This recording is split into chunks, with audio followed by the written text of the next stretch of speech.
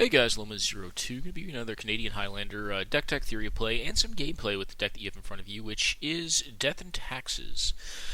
Before this begins, so this is Canadian Highlander. Canadian Highlander is a 100-card singleton or unified format, so one card of each type of card, excepting basic lands or cards that specifically specify that you can have more than one inside a given deck, or you can have as many as you'd like inside a given deck.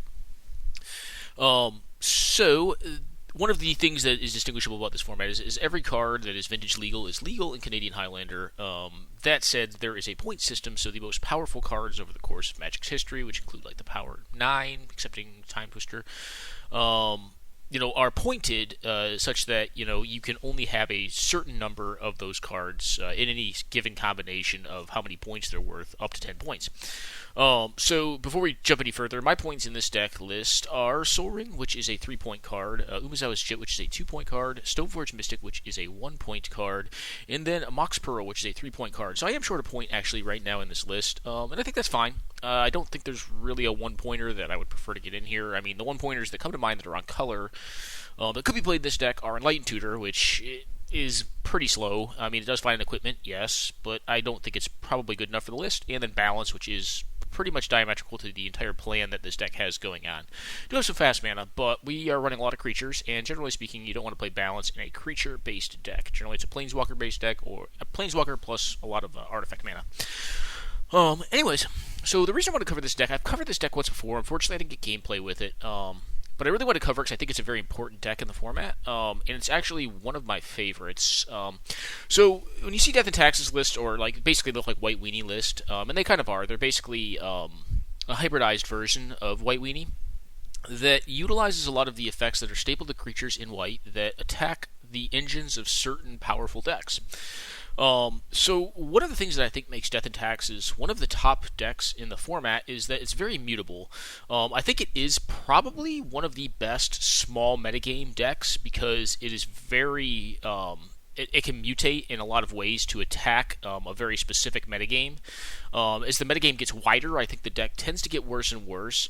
So in that aspect, it's kind of in a lot of ways like Control, with the exception that Control doesn't generally kill fast. This deck can also just kill fast. So it has a very strong proactive game plan that basically looks like a White Weenie game plan. Basically 1-drop, 2-drop, 3-drop, 4-drop, and or 1, 2, 3 Armageddon, kill you. Or use your fast mana and go 2 or 3 into 4, Armageddon kill you.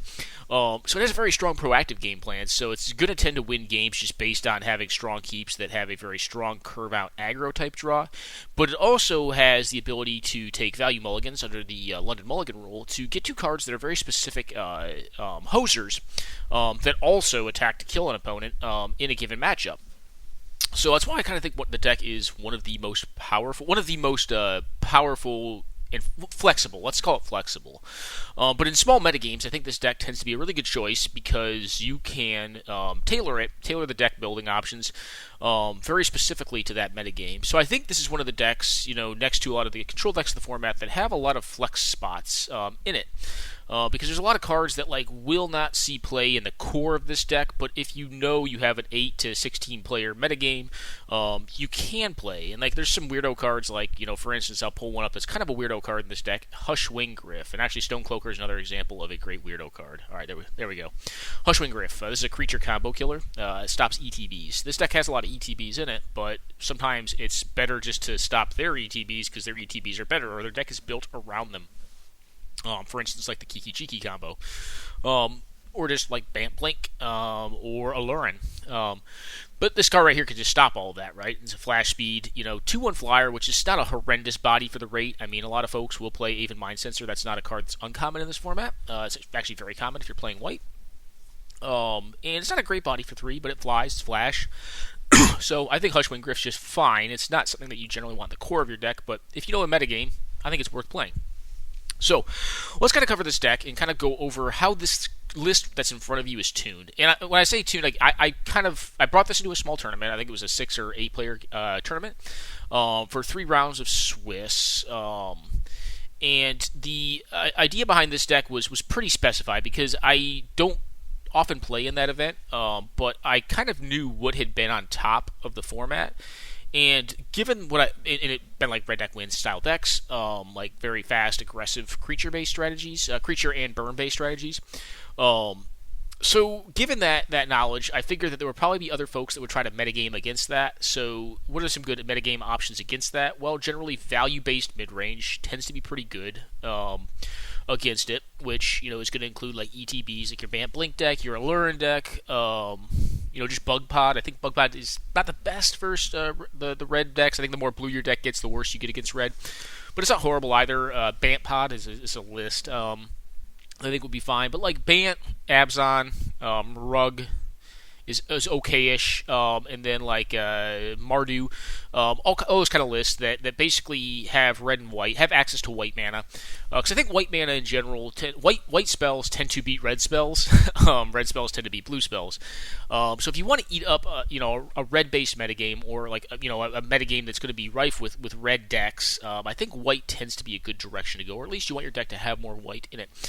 But I also think that if you want to kind of next level that and say, hey, how are folks going to attack a metagame that has historically been won on a habitual basis by aggressive red decks, you almost look to go into a deck like this, which is a highly tailorable, seemingly linear aggressive deck that has the ability to interact through denial on its creatures. So basically cards that, enact the primary game plan of just hitting them to death with creatures, but also attacking the engines of their deck, or the specified engine of their deck. Alright, so let's go through the deck. So you have the mana over here, you have a couple fetch lands, Prismatic Vista, great pickup, and then a bunch of planes. Basically, 20 committed mana sources over here in this pile. When you jump into the next pile, you have the accelerated mana, and then some of the cards that basically circulate around mana, and or have effects inside the mana base that kind of help either promote the primary game plan or keep the or allow us to continue to draw cards after we've kind of fizzled. Chrome Mox, yeah, so you don't want to be on the draw with this deck. So I think Chrome Mox is almost a necessity with the speed of the format. Against combo, it can be a death sentence. Sometimes there's matchups, especially like if you look at like red deck wins versus like Storm, like it's very die rolly. If both players keep a median hand, like whoever wins the die roll generally wins. So having the ability to have accelerated mana, I think allows you to kind of take back the play. You draw that card, you're going to put your card under this, but you're basically taking back the play. Mox Pearl, similar story, but it also doesn't require you to get rid of a card. And thus why it's also pointed. This card definitely allows for fast starts. There is an argument to run Mana Crypt over Mox Pearl, but because of the metagame that I expected with this build, I opted to go Pearl over Crypt. Crypt is a more powerful card. There's also an argument to playing Crypt over Sol Ring, but I'll kind of get to that in a moment. The reason I'm playing Mox Pearl over Crypt and Sol Ring over Crypt is because I have a lot of double white 2-drop creatures that have relevant effects. Now these are just kind of the beaters. This pile right here that I'm highlighting right now are just kind of the beaters. But I had a lot of cards like Tomic, like Samurai of the Pale Curtain right here. That in like Ranger Captain to find like relevant one drops. That in my Silver Knight and Core Firewalker for the aggressive red matchups, and or blue red, but they kind of double team both those matchups. But I had a lot of double white cards that I really wanted to get down on curve in this deck. I think more so than accelerating into like an Eldrazi, like a Thought-Knot Seer or a Reality Smasher. Or turboing on equipment. So I thought that this gave me more flexibility to actually get down the relevant cards in a given matchup faster than the Crypt did. I also thought that one of the really important matchups that I wanted to be able to win with the deck, despite white in general being just good against red, was the red aggressive matchups. So I didn't really want to have Crypt in this list because, one, it has the chance to do like about 6 damage to me over the course of a game, which is not an insignificant amount. And I also don't think it helped me in the very, very early developmental stages of the game to get out the cards that were most relevant to that given matchup. So I didn't end up playing that card. I ended up playing Mox Pearl over it, although I think there's a very strong argument for a different metagame to play like a Mana Crypt and to play a couple Eldrazi in this deck and maybe throw an Eldrazi Temple in here, and play, like the Eldrazi Displacer, the Thought-Knot Seer, and the Reality Smasher, which I think would be a fine deck building decision. And meta call, but for the metagame that I was in, I thought Mox Pearl made more sense. Aetherfile, this is just basically a doubling cube for this style of deck. You play this on turn 1, and then you're playing 2 cards come turn 2. which tends to be pretty good. It's also good against counter spells, etc. But in reality, really what you're doing with this is trying to just basically speed up the pace at which you can present threats to kill your opponent. Soul Ring. I mean, it also is nice in the fact that you have some ETB creatures that like have very powerful effects that you'd prefer to have at instant speed, and it can help along with that axis as well. Soul Ring, just powerful mana acceleration. We have equipment in this deck, which the equipment tends to take a lot of mana, and this helps support that. We also have a more significant number of 4-drops in the deck. So we have Hero Bladehold, Elspeth Nighterant, Gideon, Palace Jailer, just some really big cards. Then we have a lot of things like, just like Blade Splicer, or like Thalia, or Kinjali Sunwing, Aven Mindcensor, Stonecloaker, Schwing Rift, that have like this Ancient Tomb mana cost, Recruiter of the Guard, Restoration Angel, quite a few of them. Revoker, Friend Wingmare. A lot of cards that just basically have like the Ancient Tomb mana on them. So I did want to actually invest the 3 of my points into Soul Ring, because I think this card, coupled with Ancient Tomb and City of Traders, really does kind of help turbo out some of these 4-drops and these 3-drops that have Ancient Tomb quote unquote mana cost associated with them, which is very powerful, because the faster you can present threats and or relevant threats plus lock pieces, the more you're going to win games with this deck. Wasteland, yep, we're not on a Strip Mine version of this deck. Strip Mine is too many points. I would be 1 over if I went with it. Of note, with the increased pointing of Mana Crypt, the deck, generally speaking, has to choose between running Stoneforge Mystic. So one of the things I could do in this deck is this. I could take out the Stoneforge Mystic and actually run either... Not either. I could run Strip Mine at that point, which is a very powerful card for this deck. You're not recursing it, but it's just a very powerful effect in general for disrupting mana bases. But then I don't have as easy access to my Umezawa's Jit, which I think is something that I really want to have like almost 2 of in the deck to fight against all the other fair decks. Especially in a metagame like the one I was expecting, which was going to be red deck wins decks and decks that beat red deck wins decks. And I think Umezawa's Jit is good in both those matchups in general. Next up, we have like the Factory and the Meta Vault. These are just creature lands. Colorless mana is not a huge issue in this deck. If you decide to pivot into like an Eldrazi build, they're good for providing colorless widgets, and they just attack once you're done using them for mana. Rishadenport, Ghost Quarter, and we already saw Wasteland. Some some land destruction or land, attack cards that kind of complement the Geddon and Ravages plan. Ghost Quarter can also be set up pretty nicely with like stuff like Aven Mindcensor. I'm not running a Leon and Arbiter in this list. I think it's a very powerful card, but I think this deck tutors too much to actually have that card. I think it's actually a liability. Flighters of Troycure, this card combos out with Ravages and Armageddon, just fine. Ancient Tomb, City of Traders, we already talked these. They just produce a ton of mana for 1 mana drop. The life loss doesn't really matter that much. I mean, it matters to some extent, but like you're still, I think it's acceptable. Crypt, I think is a little bit less acceptable. Crypt for the points plus the meta that I was expecting, I think is a little less acceptable. But Ancient Tomb, I think, is one that it's really hard to pass up on, especially given, if you build to exploit it, maximally. City of Traders, same thing. One of the other cool kind of synergies with City of the Traders is we're running a Weathered Wayfarer. It's easy to get rid of City of Traders and go down a land drop, which allows Weathered Wayfarer to keep on doing its job. Caracas, yep, flips Legends, very, very powerful. Horizon Canopy, Silent Clearing, and Sunbaked Canyons. These lands have been a real boon.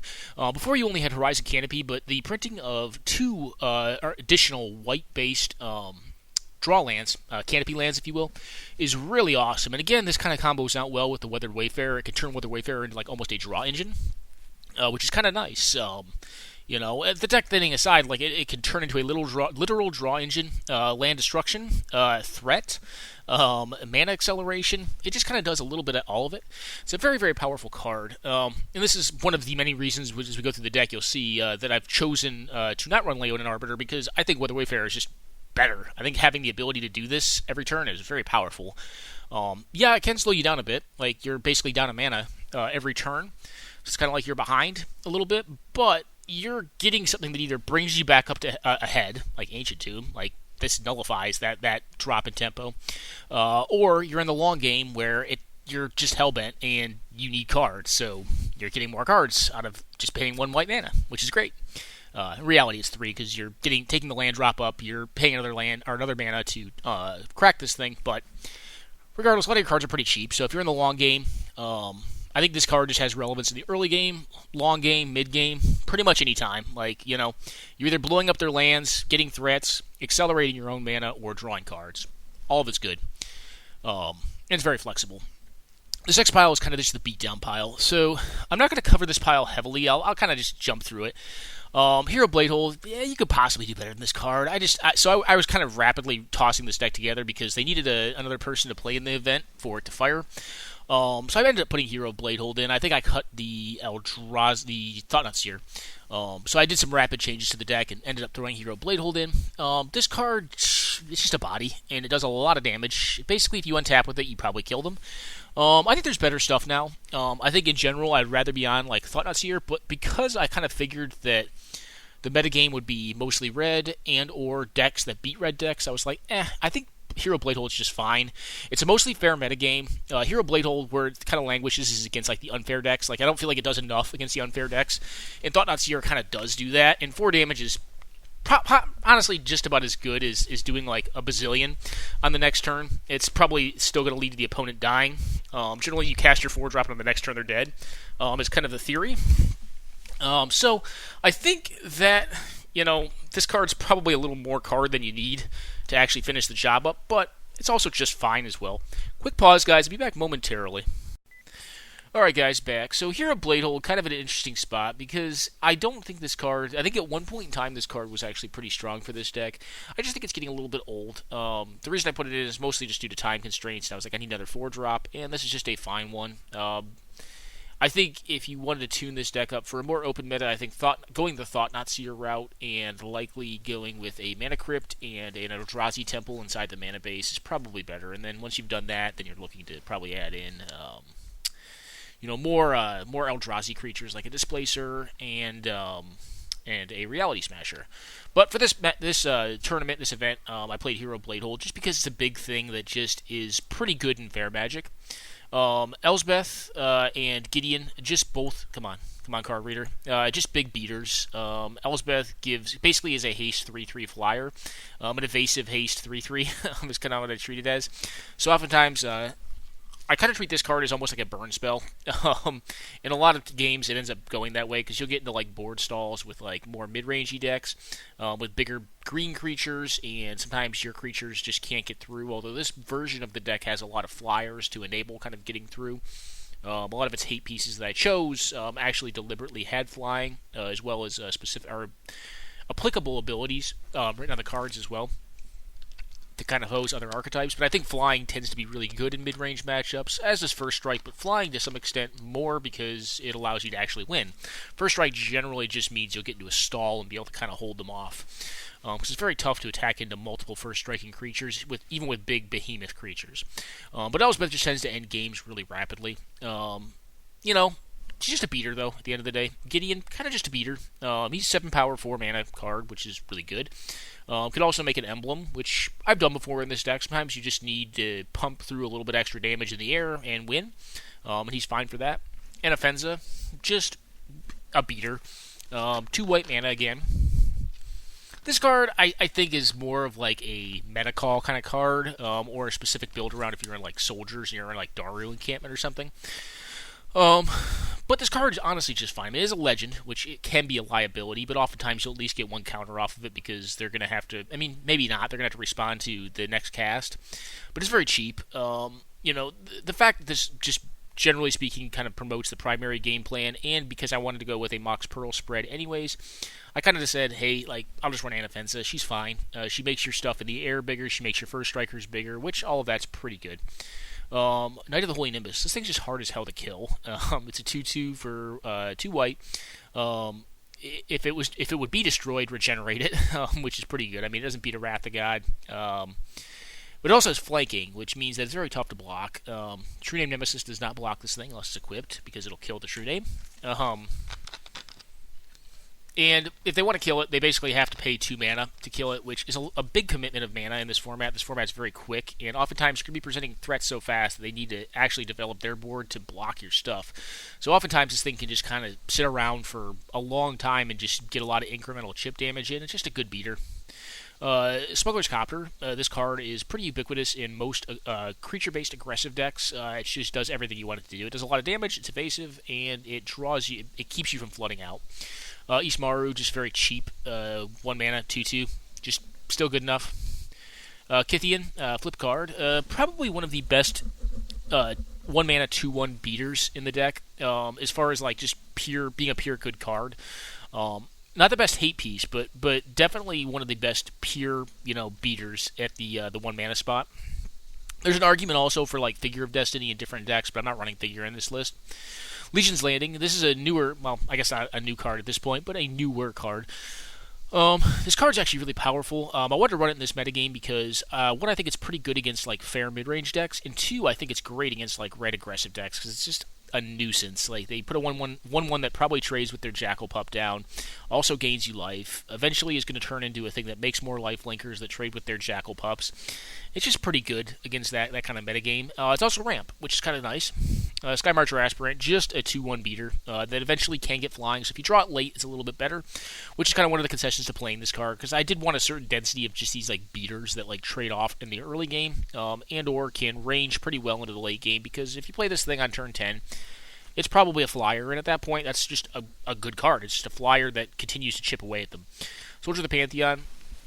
Playing this one because, one, it can gain you life against multicolored spells. 2, it has protection from multicolor, which means you can block Kitchen Finks all day long, Maren, and you can attack through those kind of cards as well. And there's quite a few multicolored cards. I mean, you have the Codals now, what is it, the snake, Coiling Oracle, snake elf. A lot of cards that just like randomly see play that are multicolored. And this card just attacks through them, which is kind of nice. Has this protection from them, and just gains you some incremental life if that's relevant. And sometimes it is. 3-bit Inspector, just a good body for equipment. It also just gives you a free card draw that you may want in the mid to late game when you kind of either flood out or run out of like gas. This card just does that, and it carries a Jit or a sword pretty well. It flies pretty well off Van Elsbeth. It's just kind of a free card. Silverblade Paladin, this is just a beating. This is also kind of one of my quote-unquote haste creatures, because white doesn't tend to have a lot of haste creatures, but Silverblade Paladin kind of is one. You play this thing out, soul bond it with a flyer, and hit them for like 6 to, lethal. If you have equipment, it tends to be lethal, but just a lot of damage. Very good at its job. Mirror Crusader, kind of a hate piece as well as just a good beater. Small body for 3 mana, but double strike protection from black and green. Green is pretty relevant because white decks in general their creatures tend to get outclassed or outsized by green decks pretty easily. This dude doesn't. He doesn't really care. Trample can still attack through him, but he basically attacks through everything that's in them. In one of the matches you'll see, like I got an opportunity to play this card against a black-green deck. I think it was Black Mold. And it does not like playing against Mirror Crusader. Mirror Crusader just kind of showstops them. Pretty hardcore. Hollow Spearkeeper, kind of just a beater, but also in a way kind of a hate piece too. If you're playing against like old school like blue-white control, blue-red control, this card is just really kind of a problem for those style of decks if it resolves, because they're going to kill off a bunch of your creatures. If they Wrath of God over the top of this thing, you're going to get like 5 to 6 power in the air. It's just really kind of a problematic card to deal with. It's one of those cards that like I call wrath proofing in my deck. It's kind of what it does. It's the same story with Smuggler's Copter. Like, these are cards that just, in the lands over here, like Mutavault, Mishra's Factory. They're just cards that, like, basically make wrathing a board, trying to get card advantage off of one card, not really as optimal as you might think. Brahma's just really a lot of card for 3 mana. It's a legend, so it can get bounced by Karakas. You can also protect it with Karakas too, which is kind of nice. But a 3/4 Vigilance that makes 1/1s every time it attacks or blocks is just absurd. This card is just very good at its job at beating people to death. Blade Splicer, same kind of story. It's just 3 mana for 4 power is a lot. Over 2 bodies is pretty cool. One of them is a 1/1, but I think it's fine. You may say like some of these cards have like non-bows with some of the hate pieces I have, and that's not entirely untrue. It's actually 100% true. I have a lot of creature cards that do ETB in this deck that I've kind of even showcased just in the beaters pile. And a card like Schwing Rift may seem kind of speculative, but I do think that given the metagame that I had to prepare for, Schwing Rift was a good hedge bet. And the other thing is you don't have to cast these creatures. You can use Smuggler's Copter to get rid of them. You can put them under a Chrome Mox if they're not the most relevant in that point in time. Or you can just trade them off in combat, which is also a thing that you oftentimes will do. Just trade off a creature that's irrelevant in combat, chump block with it to buy some time and kind of win the combat math. Any of the above. Going into this next pile is my removal pile. Palace Jailer. This card is just too good not to play if you're in a white-based deck. It's just absurd. You get it out, and it generally wins you the game. Council's Judgment. I'm not really sure if I should be playing this card. I think in the standard build of this deck, I probably look to cut this card. I kind of like what Unexpectedly Absent does over Council's Judgment better. The reason I've kind of conceded to playing it is because, like, one, it's a good answer to True Name Nemesis, and two, like, in the metagame that I was kind of prepared for, like, I didn't think it was going to be good against the red decks, but I thought it would be good against the other decks that are good against the red decks, like answering a Birthing Pod, in addition to, like, the Disenchant and the Unexpectedly Absent. Like, Council's Judgment is just a good, flexible answer against, like, mid-range decks that play, like, good walkers out, maybe good enchantments out. Like a Moat. I mean, not that this deck can't beat Moat. Like, this deck would have a tough time with Humility. But it's a spell-based way of answering any permanent, which, for 3 mana is a lot, but I think it's an ability that, that was at least relevant enough that I was willing to have that flexible answer card in my deck. Leon and Relic Warder, ETBs, Exiles, Enchantment, or Artifact. Very powerful effect. I don't know if it per se was necessary for this metagame, but it's a card that I think has enough flexibility in any metagame that I tend to like playing it. Disenchant, answers Sulfuric Vortex, answers a Moat, answers a Humility, answers a Sylvan Library, answers a Courser of Crufix, which is a good one to be able to answer with it.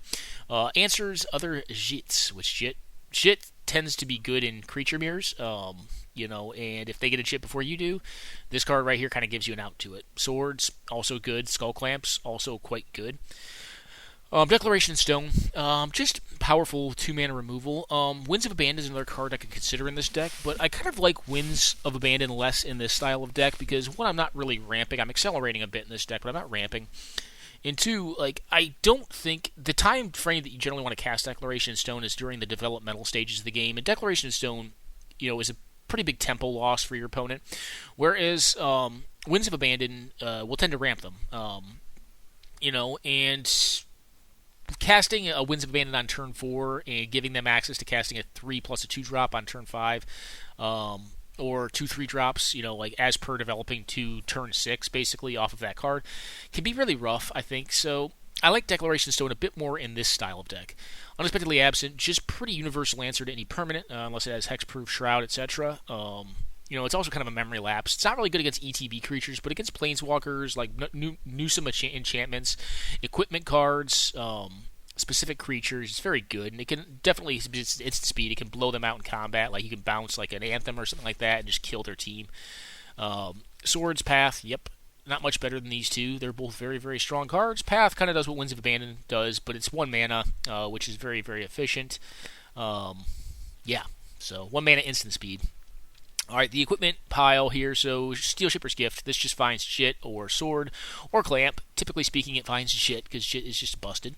Skull Clamp, yeah, I'm running Skull Clamp in this list. The reason I decided to put it in this list is because I thought the metagame would be more fair, which means that some of the cards that I've opted, and I haven't not gone over yet, but like some of the cards in these piles right here, which have specified effects for certain matchups, would be less relevant in a fair metagame, because like they're going to be 2/1s that don't really do that much, like Hushwing Grip, for instance. Like, I may not just not want a Hushwing Grip, but I'm still going to play it out and clamp it up, right?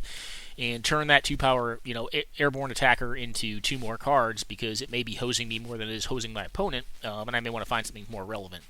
The other thing with Skull Clamp is you can just put it on a 2/2 or a 3/2, and just you make its toughness worse, but like you make it so that they don't really want to block it. It kind of becomes a mini True Name Nemesis, which is fine. I don't think in general Skull Clamp tends to make it in these lists, but I thought for the metagame that I was going to be in, it was going to be just fine because I wanted to have enough diversified hate pieces to attack anything unfair that may pop up, but to also transmute my cards that were designed to fight unfair decks into cards that were really good at fighting in a fair matchup.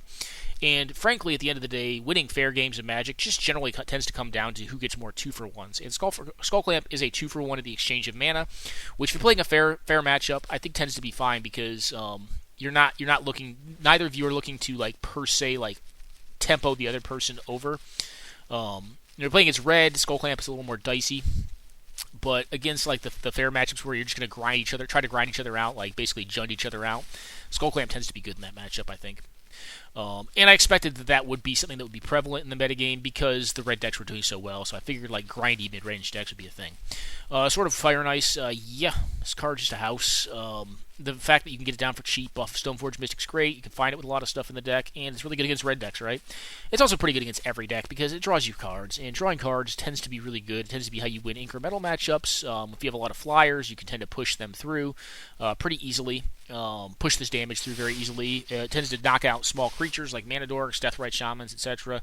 Card's just very, very strong. Probably still, in my opinion, the best of the swords. It's not the best in every situation that could be imagined or could be actualized in Canadian Highlander gameplay, but I think in a vacuum, this is the most powerful sword, and I still tend to like running this one, even though there's been a couple new ones printed that are very powerful, but this one just, I think, is a general card, like, tends to do the most. Relic Seeker, yeah, this is a bad Stoneforge Mystic, but it's a 2-mana 2/2, which is fine. Can become a 3/3, and also just finds any equipment in your deck, which is just, it's card advantage. It's a free card. Stoneforge Mystic, yet one of my pointed cards. Yep, finds my equipment. Very good. Puts it in so it doesn't get countered. Very good. Jit, probably... so I was expecting a fair meta game, right? I was expecting red decks, and I was expecting, like, Jund style, Bant style, like, just basically... decks that were value-oriented mid-range, Jit's very good against that. You're grinding. If you're grinding a game out against a mid-range player, Jit tends to be a great way to do it.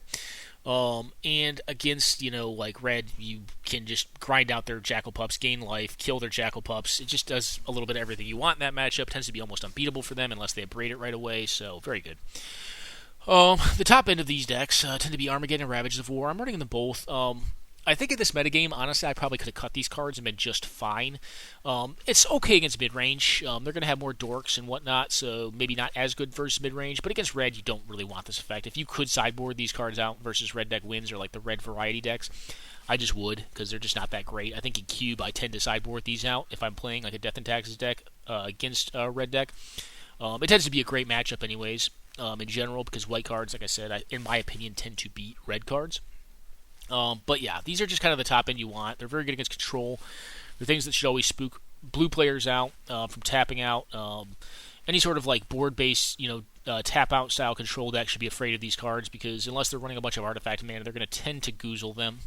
And this deck at the end of the day doesn't require a lot of mana to run well, and it has a decent bit of artifact mana. Aether Vial, Soul Ring, Pearl, Chrome Mox, that it can really just keep going. I think in one of the games I played, I actually blew up all the lands that had a Mox Pearl left with a Weather Wayfarer, so when they dropped their next land, I was just going to get a Wasteland and keep on blowing up their lands while I had board advantage. Pretty nice. Alright, so the hate piles. So this is the pile that I would say is mostly oriented around...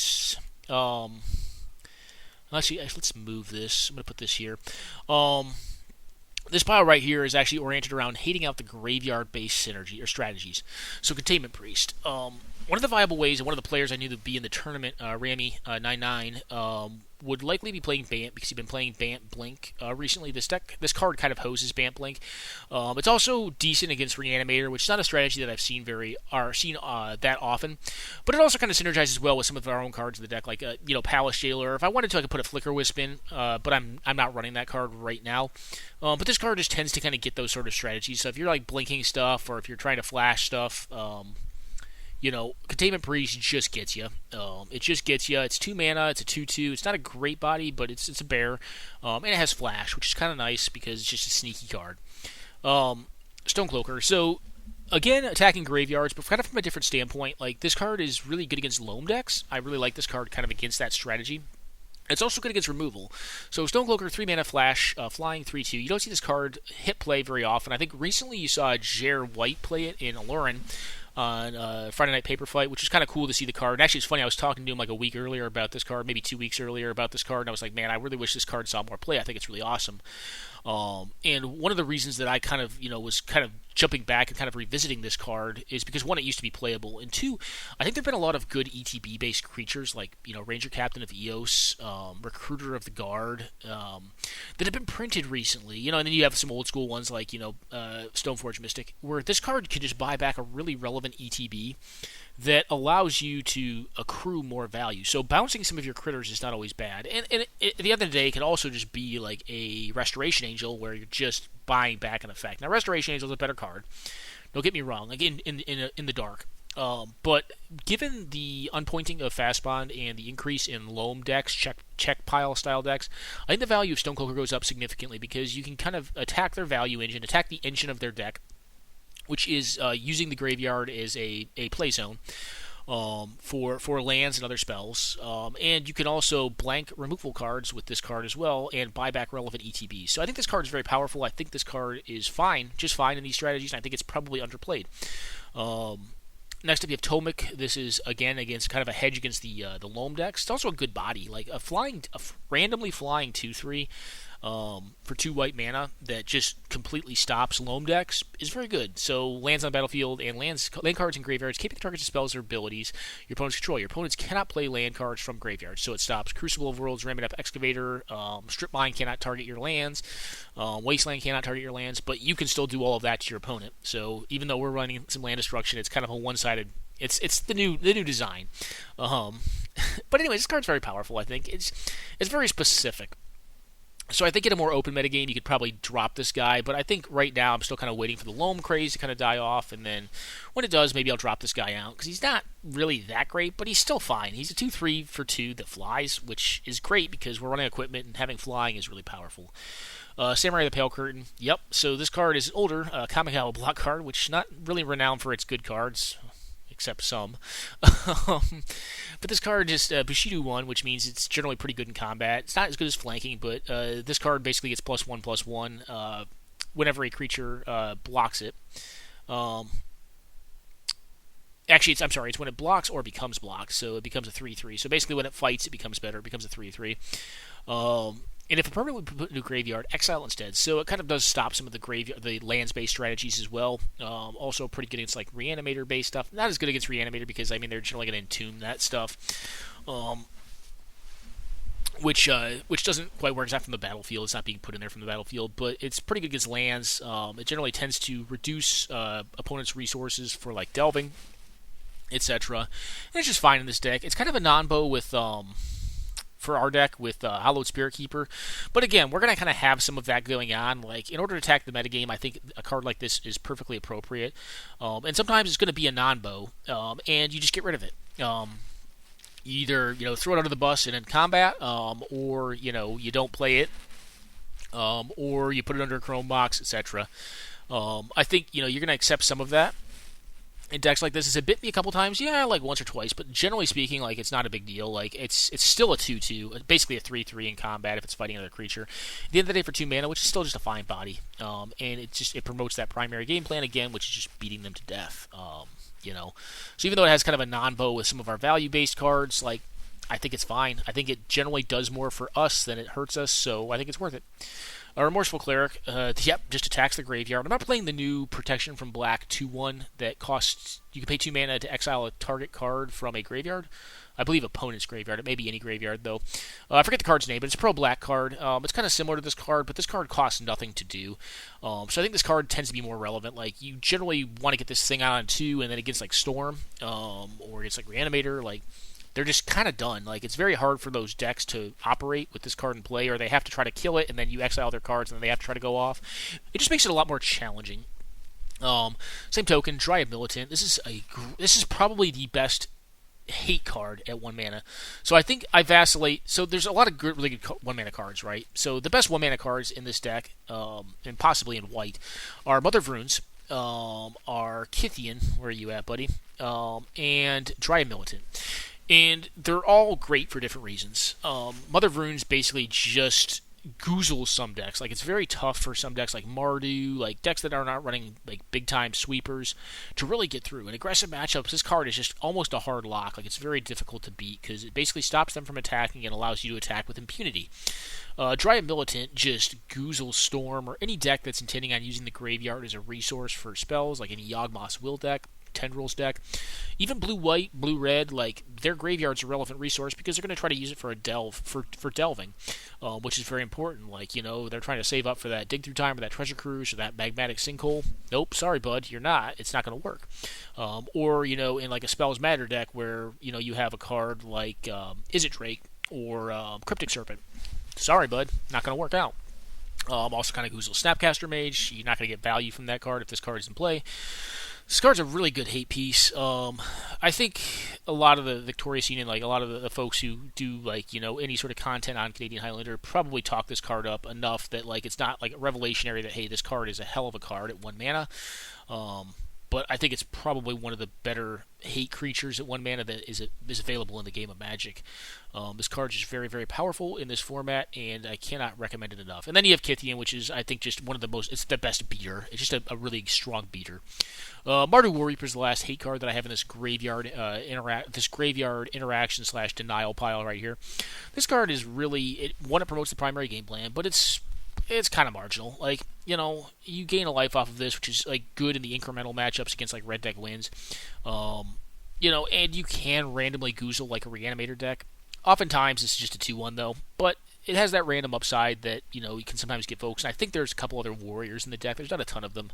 I didn't really build with synergies in this card in mind because I just don't think this card's that great. But it does enough of all the little things that I want it to be doing that it's playable. It's a 2/1. It's a Savannah Lions, and it has a random upside that is relevant in some matchups some of the time. This next pile is kind of like the anti-creature pile, like creature-based synergies, creature-based decks.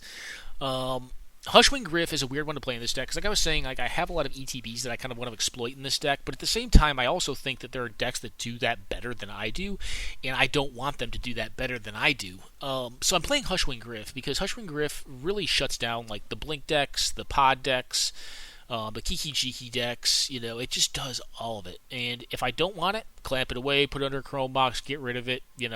Toss it under the bus, attack with it until it dies, whatever. Like, I don't think your creatures have to stick around if you don't want them to, because oftentimes folks can't afford not to block them. Additionally, kind of posing the Kiki Pod decks, you have like Kinjali Sunwing, Imposing Sovereign, and Thalia Heretic Athar. These are all just fine bodies for the rate. And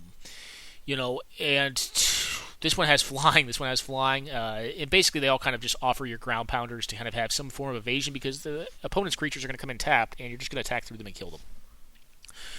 Okay, and this next pile right here is kind of the anti-blue, anti-combo pile. If Judge is familiar, just stops spells, slows them down by generally a turn cycle. Thalia slows down spells by a turn cycle, definitely slows down chains of spells like Storm. I'm kind of chaining spells together to actually operate. Fresher Evoker, I like this card against like Black Lotus style decks, decks that are going to run stuff like Yawgmoth's Bargain, etc. Like it can stop artifact mana, which is nice. Being able to name Lotus with this is very, very powerful. That's kind of one of the things that I find I most commonly use this card for, is to name Lotus, or maybe name some fast mana like a Chrome Mox or a Mox Pearl, or a Mana Crypt or Soul Ring. Obviously, if I have my own Soul Ring, I don't tend to like naming it, but I think oftentimes, even if you play this against, let's say your opponent plays turn 1 Soul Ring and they don't do much else, and they're on like medium red, and you play land Soul Ring, I think oftentimes this deck right here operates better than medium red does on low mana count, so I think you'd almost be better off just naming the Soul Ring. So this is just a card that can stop a lot of random things. And in the long game, it doesn't scale too poorly because Planeswalkers start coming out. You can just name a Planeswalker and stop yourself from getting outvalued by one. Tidetaker, just really good against blue decks. They're not going to be countering a lot of spells through this thing. It's going to cost them a lot more to do it. Because its abilities, if anything, like even cracking fetch lands is not viable on your EOT unless they want to spend a lot more mana to do it. It's kind of like a mini suppression field on a creature. And the cool thing about this card is like, it's kind of a great hedge card, and it's a card that I think is really, honestly, it's part of the core of this deck. I think it's a card you don't change that often until there's probably something printed that's better. So it's a 2/1 piker, but the cool thing about it is, like, if this thing dies, it just gives you a 1/1. So it's like, it's a free card almost. Like, you get a flyer off of this when it dies, and sometimes the 1/1 flyer is more relevant than the 2/1 that just kind of hoses their mana. But, like, this is just a great value card because you can trade this off in combat. Like, oftentimes it's going to trade decently well at the 2 mana spot, and then get a 1/1 out of it. And it's like, you basically just got card advantage, which is kind of why I think the card is just so solid, because it's very stellar in some matchups. Some matchups, the ability on it isn't as relevant, and in that matchup, you can generally just trade it off, get a 1/1 out of it, and you're up a card, which is great. Spirit of Labyrinth just stops card draw, so you put this thing off in an Aether Vial in response to a Brainstorm or a Chase activation, and watch someone go straight to the Shadow Realm.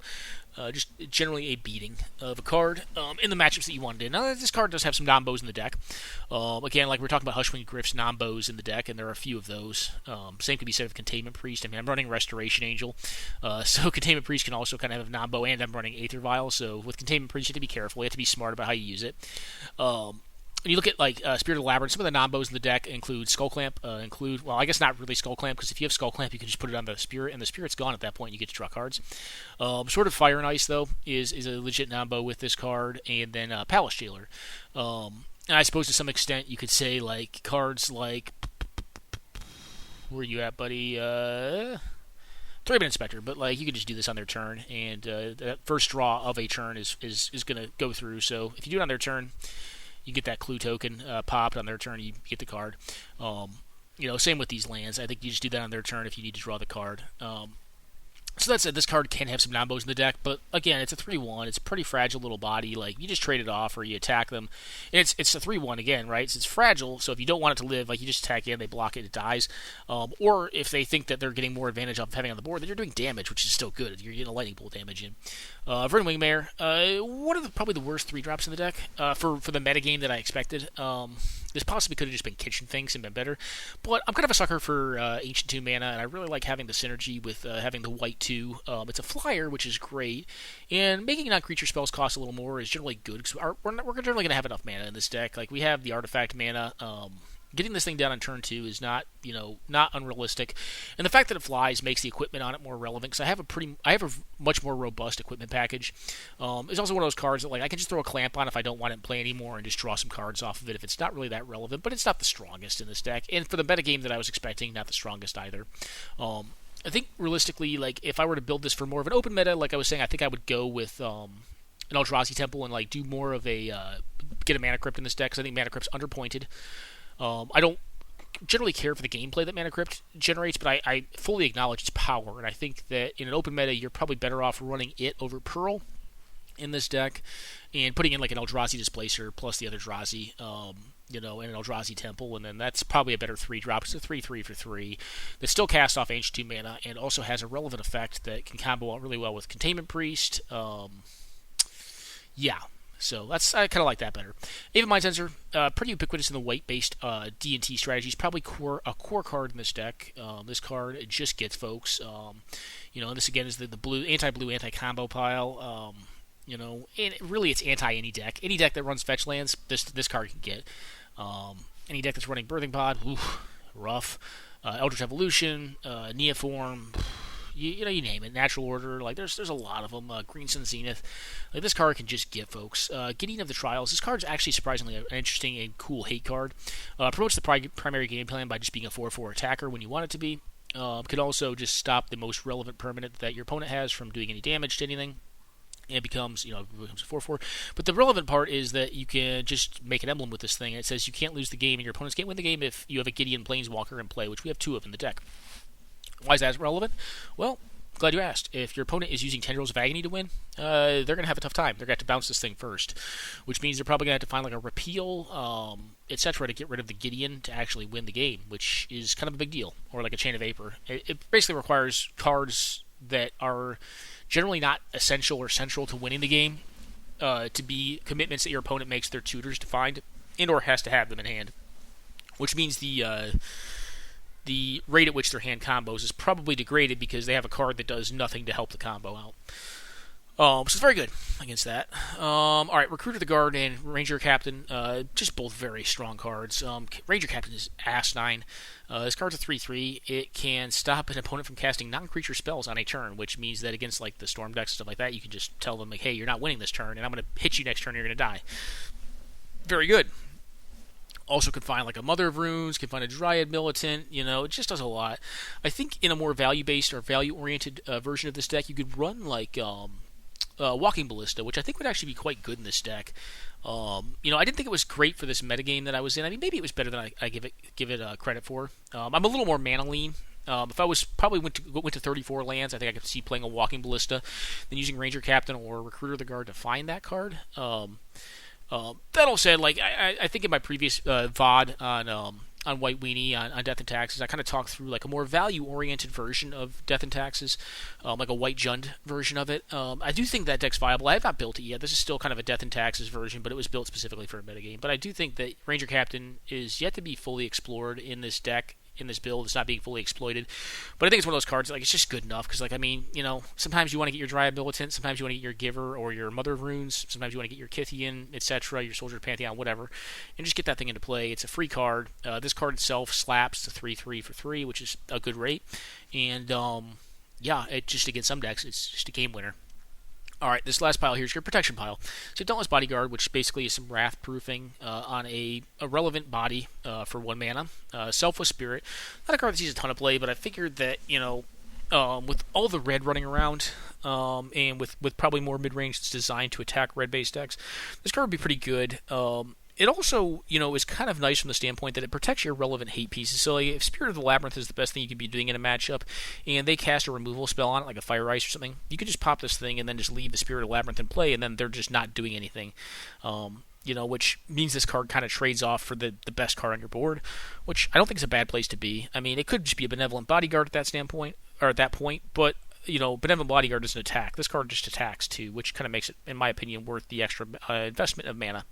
Mother of Runes, keeps things alive. Very good in fair matchups. Very good versus red deck wins. Harm's Way, very good versus red base removal. Red base removal is seemingly very good against this deck, but in a lot of ways, this deck, seeks to prevent that. A lot of the removal is red in this format because it's so cheap and so efficient. You have stuff like Forked Bolt, Flame Slash, Chain Lightning, Lightning Bolt, Arc Trail, Fire Ice, Electrolyze to a smaller extent. But a lot of cards that have the ability to 2-for-1 small creature-based aggressive decks. Harm's Way just kind of turns that on its head. So do some of the other cards in this deck, and I'll get to the anti-red removal pile here in a second, these two doofuses. But Harm's Way kind of just stops that. It can also turn that damage back on your opponent's creatures if they're playing a creature-based deck. It's a very good card in the red deck wins matchup. And I think in general it's just a good card. Like, you can turn damage around from a lethal attack and basically screw up your opponent's entire clock. Does a lot. Giver of Runes, basically Mother of Runes Light. The fact it's a 1/2 is not irrelevant. That means it prevents a lot of the 2-for-1 removal spells like Arc Trail from working as well, or like not for Arc Trail, but like Fire Ice, Forked Bolt. Brave the Elements. This card either protects your relevant combo piece. You're not your relevant combo piece. Your relevant hate pieces, which in a way I kind of treat as combo pieces in this deck because your combo is really just hitting them for enough damage, but your hate pieces kind of allow you to do that against the unfair decks. It buys you the time to do it. So Brave the Elements can protect those relevant pieces, whatever's relevant in that matchup, or in a fair matchup, you can just throw this thing out there, and it's basically a Trumpet Blast because all of your shit has unblockable at that point against certain decks, and you just attack them for a lot, kill them. Restoration Angel, also just a protection piece. It also rebuys some of the cool ETBs like Recruiter of the Guard, Ranger of Captain, Stoneforge and Mystic over here. A lot of those type of effects. Then you have Silver Knight and Core Firewalker. So these cards are not the best. I will say this about Silver Knight. I'll give Silver Knight some props. First Strike is really good. It's really good with equipment. It's also very good just against other creature strategies. One of the things that White kind of has going for it against the other aggressive decks, I think White tends to be one of the best aggressive decks at fighting other aggressive decks because its creatures are very good in combat. They're very good at fighting other creatures. They don't per se do the most damage. I think Red's creatures will generally tend to do more damage just if they hit, but they tend to have a tougher time fighting with other creatures in combat. White's creatures don't have that issue. First Strike is a really relevant combat ability. This thing blocks a ball lightning all day and you take nothing from it because it just kills it. Just First Strikes it out of existence. It also attacks through red creatures very well, but the fact that it has First Strike just kind of makes it relevant in a lot of different matchups because you could put a Jit on this or a Sword on this, and it's really hard to fight through First Strike plus Jit. If you played Legacy D&T, you know that with Thalia and a Jit, it's very tough for an opposing opposing creature player to really deal with that unless they deal with the Jit and or the Thalia directly, like Abrupt Decay or something like that. But it's a very good combo. Core Firewalker, just very, very powerful in the right matchups. The real reason you run these cards is really to prevent, again, it's that red removal. Red removal is very big in the format, whether you're playing against Jeskai midrange, Jeskai control, blue-red moon, or red deck wins medium red. Red removal is pretty ubiquitous because of the efficiency of it and the ability to get get multiple 2-for-1s with that sort of removal. That's very efficient. It's 1 and 2 mana. So these cards just kind of prevent that. In Core Firewalker is just a random hoser too. Like this card's just good enough on its own that you can play it, but in some matchups it just utterly trounces people. You're like, oh, can't beat it. Like against red deck wins, like efficient like old school style red deck wins, like shock style red deck wins. Like this card is just a showstopper. Like they have to be really developed. The way they beat this is by overdeveloping on creatures, don't have a ton of burn in hand, and horizontally outgrow you. If you kept a hand that was all in on Core Firewalker and didn't have a lot of backup plays. But if you play this thing and then you play a bunch of creatures afterwards, like it's very tough for them to win. And if you lock this thing up with a Sword or Jit, yeah, you just won the game. Anyways, guys, that is the deck that I opted to bring to I believe a 6 or 8 player tournament this last week. I think it's the 10th point. They need another player, so I opted to play in it. This is the deck I opted to bring because I kind of knew a little bit about the metagame and knew it was really rife with red deck win style decks and then a lot of like mid-rangey decks. So I thought this deck would be pretty good against. I retuned this deck in like 5 minutes because they said they needed a player, and I was like, I think this deck will be fine against that sort of metagame. And I think it's it's really generally a great choice to go with Death and Taxes. If you have a small metagame that you need to play against. You have a good idea of what that field will be playing. I think this is one of the best ways to go, frankly. You either go this way or you go like with a really strong linear deck, or like linear combo deck like Storm. I think is good. Jeskai midrange is probably fine because it has game against everything. Abzan probably fine too. But I think in general like this is really great against that sort of metagame because like you have a lot of value in your mulls and you can have some really just gross cards against a lot of different strategies. And that's kind of what we're hoping to do here is beat up on red deck wins, beat up on like the fair creature-based mid-rangey decks. And quick pause, guys. I'm going to showcase some games with this deck so that you can kind of see how this deck plays out because I've covered this deck before. It was in different form. That's one of the things you'll note is like this deck is really mutable. So like I think there's a ton of flex spots in Death and Taxes. Some folks may disagree with that. I think they're wrong.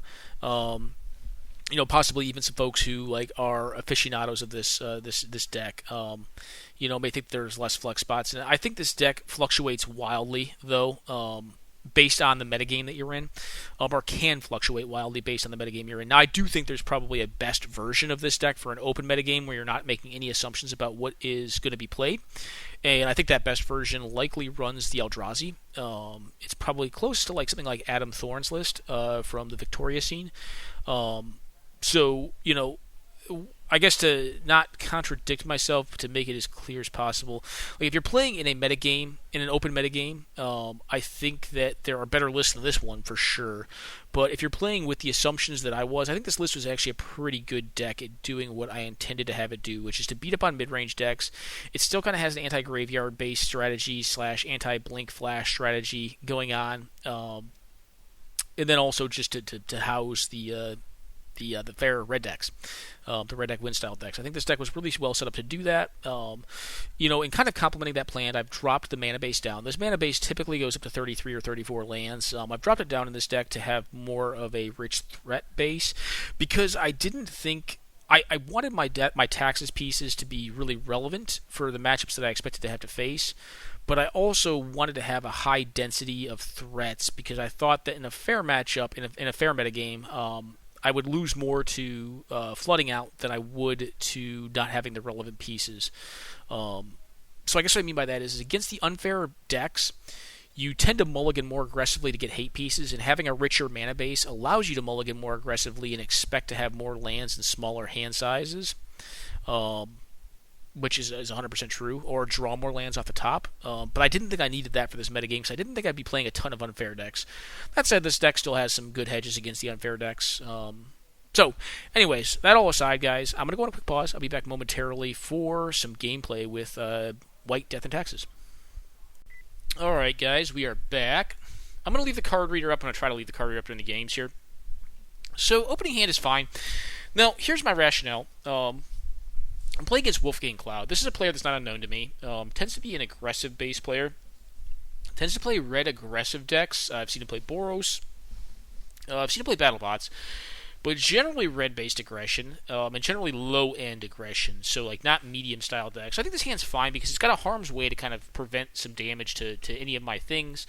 The other card that kind of brings this hand together is Recruiter of the Guard, because I assume if I draw my lands, which this hand wants to draw mana, Recruiter of the Guard can go after either a Silver Knight or a Core Firewalker and kind of lock them out of the game, which is kind of my rationale. So I'm going to play out the Judge's Familiar to stop any, one mana spell that I may want to. They play on a City of Traders plus a Mox Diamond, very fast start. Get out a Krenko Tin Street Hooligan, or Kingpin. I think, honestly, what I should have done here is probably just left up Harm's Way. They go ahead and blow this thing up, play out a Heart of Kiran. That draw was very strong. I don't draw land this turn, and with that start, I'm probably just dead. So they're playing medium red. So this hand is a lot less appealing against medium red because I'm not going to have as much time to play an incremental game plan. Because if they have a powerful opener like they did here, they could just charge me and run me over, and I'm not really going to come back very well. Basically, if I miss land this turn, I just lose. And on turn 3, I'm just like, yep, I'm probably going to die here. Like, this Krenko is just going to run away with the game unless, even if I draw, Caracas at this point, I'm probably just dead because I don't really have a relevant play to make. And that was one of the risks that came with this hand, is if I didn't have time to develop and draw into my lands, my mana sources, I probably wasn't going to do that well. I was kind of hoping on Harm's Way being a little more relevant. It's possible I should have opted to leave up Harm's Way over playing the Imposing Sovereign. My opponent was low on resources at that point, and when we're playing these games, all of these games you're going to see here, we're actually talking during them, so we're basically talking over voice, and voice chat over Discord. So we just do. It's actually more fun to play when you're talking to your opponent, in my opinion too. So Flame Slash was a good draw, and it's possible I should have just left the Harm's Way because it's a more dedicated way to get rid of the Krenko. I did not. I think it's defensible either way. I think Imposing Sovereign's honestly probably still right, because if they develop into Mountain Dragon on the following turn, I'm probably going to die to that. I don't know. It's very tight either way. Either way, we kept a hand that was good against red deck wins, not as good against medium red, and we ended up losing this first one in pretty spectacular and rapid fashion. Quick pause, guys. We'll be back momentarily for the next game in this match. Alrighty, guys, back. Try to keep the chat window down. So this is a great hand against red deck wins. I think it's fine versus medium red. Go ahead and play out the Chrome Mox here. Play out the Relic Seeker. Relic Seeker's fine. I mean, if it gets to hit, it's going to be great. They have a Mox start, unfortunately, and have a 1/3 First Striker, which can block my thing. Play out land, play out Silver Knight, attack with... no, don't attack with the Relic Seeker. There's no point in attacking with Relic Seeker. Play on a Grim Lavamancer, which is pretty good against my deck. It's not good against Silver Knight, though. I think I probably should have attacked there with Silver Knight, but I don't. Actually, I don't think I have to here. When they missed their land drop, I think, if I had known they were going to miss land drop, I think I probably should have attacked with Silver Knight, but I didn't know they were going to miss it. My guess is their hand is full of 4s and 5s. They activate the Mishra's Factory, which makes sense. I'm just trying to get this disenchant out of my hand and cut them down on mana resources. It's going to power up their Grim Lavamancer to some extent, but I think that's fine. I think their hand is 4s and 5s, and I think cutting them off their land is actually more relevant. I'm kind of flooding out here, which I would have rather done in Game 1, as opposed to this game where I'm kind of ahead on board. But I've got a slow and steady clock. I don't think I'm per se winning this, but I don't think I'm in a horrible spot either. I opt to use this Dauntless Bodyguard to protect my Relic Seeker. It doesn't really change the status of the board, though. This Kari Zev kind of blanks my team. But it does protect it from a burn spell or from the Grim Lavamancer activation. Draw to a Stonecloaker, which is a nice draw. I'm just going to keep on playing my lands out. It's possible at this point I should just leave my lands in hand. Because if I draw Geddon, I could want to cast it. I don't think in this case I generally want to cast Geddon. They cast an Incendiary Flow targeting the Relic Seeker. I bounce the Relic Seeker back to hand with the Stonecloaker and exile the land from their graveyard, which is actually all of that's relevant here. One, it blanks their removal spell, and it also takes them off of Grim Lavamancer activations. Draw to more mana here, which is not really what I wanted to draw, but now that I have the Stonecloaker in play, I have a 3/2 flyer that can actually attack them, put them down to 7, and they're just dead here because they can't block the Core Firewalk or the Silver Knight. They can't block the 3/2. If they can't kill the 3/2, they're going to be dead because I'll just activate the Mishra's Workshop on or Factory on my next turn, attack with all, and they can block the Relic Seeker, Dauntless Bodyguard, or Mishra's Factory. But they can't block more than 2 of those 3 cards. So the 2 damage that gets through on any one of the other bodies there, plus the 5 damage from the other cards, is just going to kill them. So we end up getting lethal here. Kind of flooded out a bit in this game, which I think made our position a little more dubious throughout it. But I am playing less lands, so I think I'm a little less prone to doing that. And this is one of the matchups where you really don't want to flood out. The value of having higher chances to value mulligan into land-rich hands is worth less, I think, than the possibility to go into the mid to long game and draw less lands against more aggressive strategies. So I think that was kind of the trade-off and why I went down on land drops here. But unfortunately, you see that sometimes variance just gets you. I mean, we still won this game, but I'm saying we kind of drew poorly based on our initial keep. But, our opponent did as well. They kept a more speculative hand, or a hand that, in general, I think looks pretty good against a red deck, or against a white deck. They have a Grim Lavamancer, which is good. They had Karisev, which is pretty good against most of our cards. They got blanks all of our 2/1s. And they had a Mock Start, which I think makes their hand pretty acceptable. It just didn't end up panning out for them because they didn't draw into the remainder of the mana sources that they required to kind of play Magic. Anyways, guys, quick pause, and we'll go into game number 3. Alright, guys, we are back. Opponent plays out a Barbarian Ring. I have a Mock Start here on the draw. Play out Core Firewalker, which is a card that this is a great hand, right? I have Core Firewalker, which is not the best against medium red, but is still going to gain me some incremental life to keep me from dying rapidly, and it's unblockable, and it's unkillable for the most part. I mean, they have some artifact creatures, some Eldrazi probably. But what's going to happen here is I'm going to end up unexpectedly absenting this card. I'm going to play out the Weathered Wayfarer because I would actually like to, because I'm on the draw, I would like to have them play a land and then be able to use Weathered Wayfarer to wasteland them.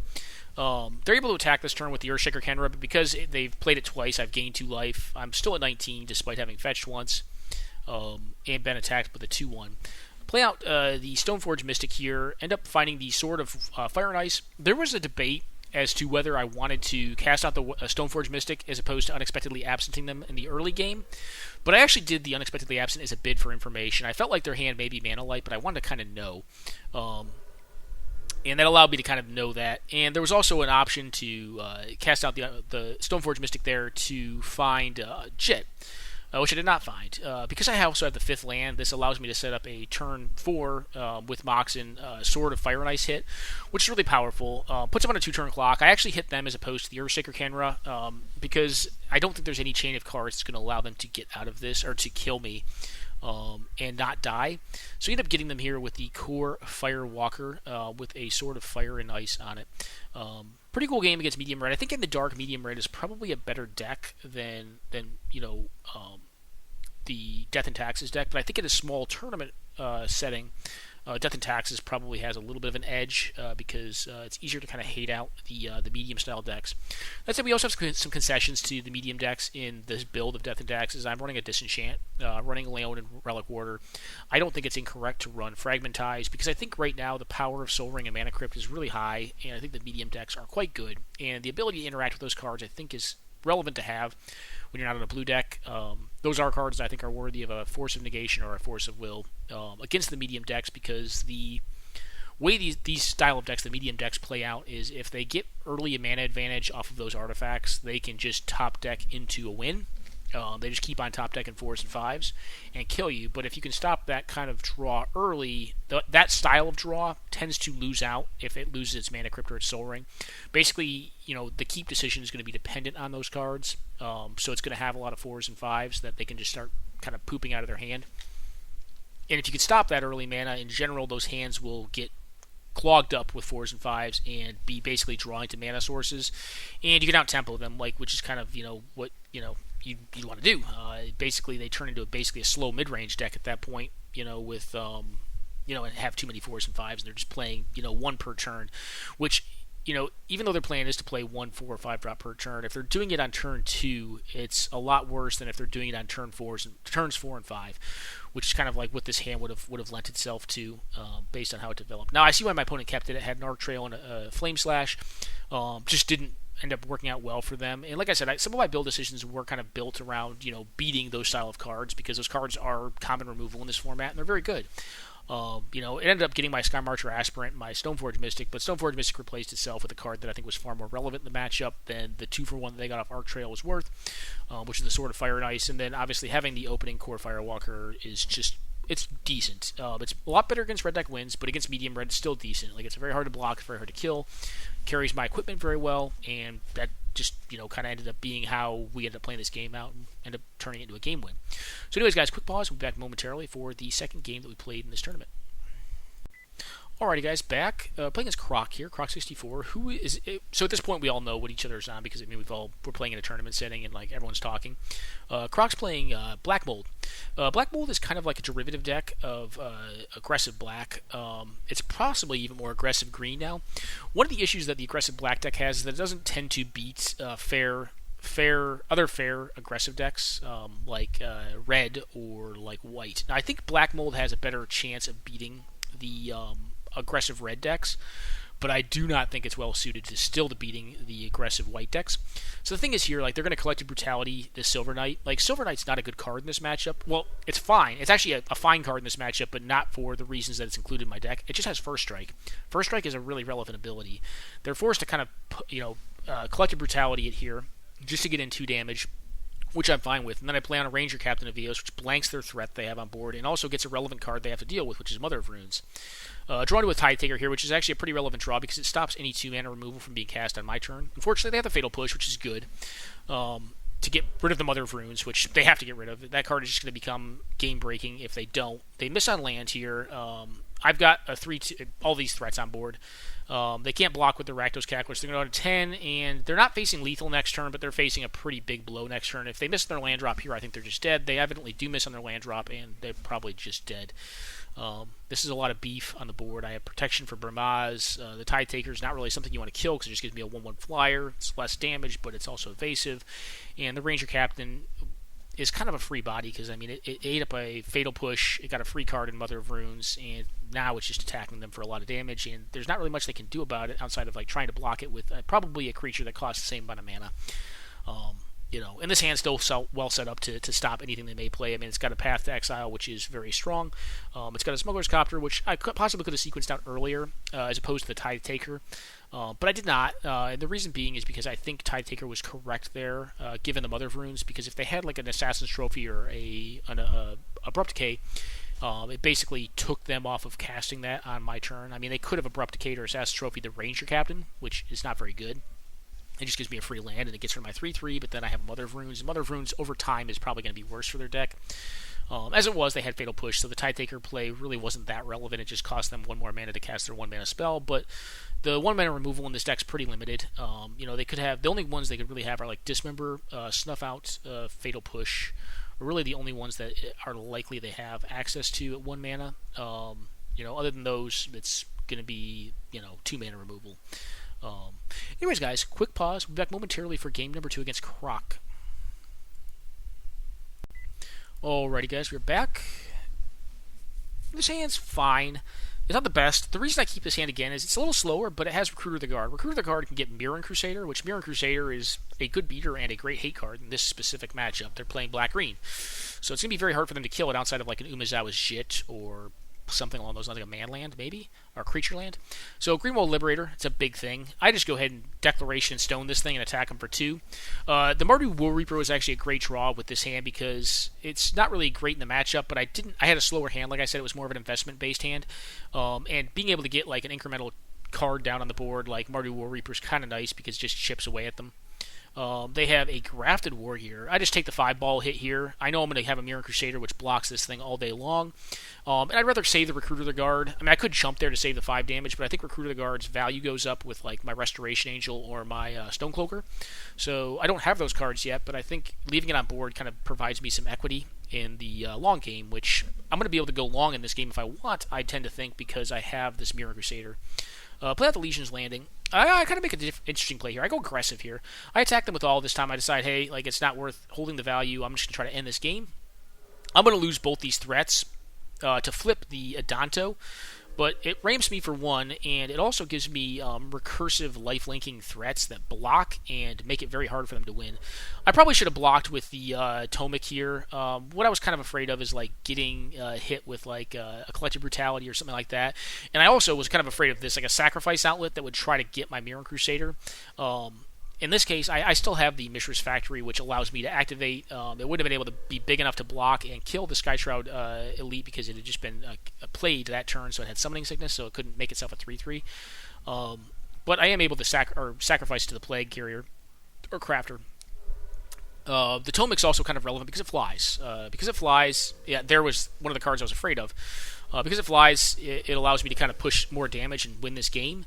I'm able to put my opponent to -3 on this turn. So what all happened there is they had Collective Brutality, which killed my Silverblade Paladin. Silverblade Paladin was a great draw because it allowed me to push through more damage with Tomic. I had to use the Swords of Plowshares to basically not die in this game, which also put them up on life, which meant the Mirror Crusader, based on previous combat math, was no longer lethal, and neither was the Tomic, even though it had double strikes. So I was able to do 8 damage from their 9 life, putting them down to 1. Collective Brutality was actually great here because it allowed them to drain me out and also remove one of my blockers. But because I had a secondary blocker in the form of Thalia, I was able to block whatever card they put the Grafted War Gear on, and I only allowed them to put me down to 2. So basically, it put them in a position where like they had to have like a Caravax Spite or like something along those lines to actually probably win the game. Possibly like Removal Spell into Malicious Affliction could have done it as well.